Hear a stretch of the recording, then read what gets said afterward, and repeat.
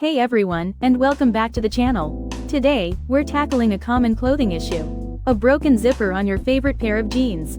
Don't throw those jeans away just yet.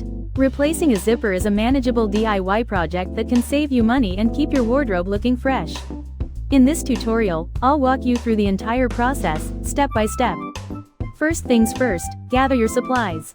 You'll need a new zipper. That's the same length or slightly longer than the original. You can find these at most craft stores or online.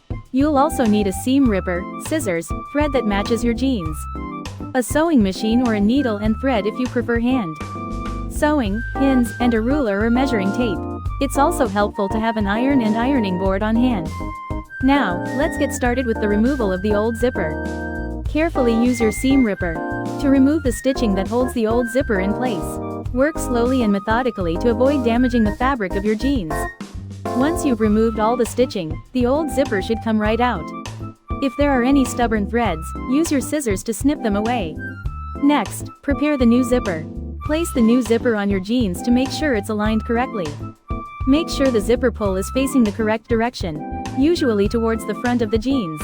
Pin the new zipper in place, making sure the teeth of the zipper align with the original stitching lines.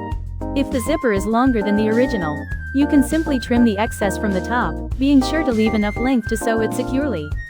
Whether you're using a sewing machine or hand sewing, the sewing process is similar. Start by sewing one side of the zipper tape to the jeans. Use a straight stitch, and sew as close to the zipper teeth as possible.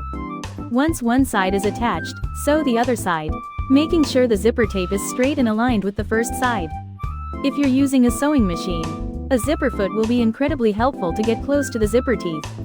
After sewing both sides of the zipper, give the area a good press with your iron. This will help to set the stitches and give your jeans a professional finish.